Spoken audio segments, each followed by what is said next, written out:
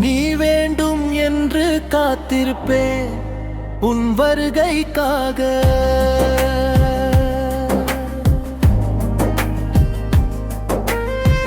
நீ வந்தவுடன் சேர்த்து வைப்பேன் உன் சிரிப்பை சில்லறைக்காக.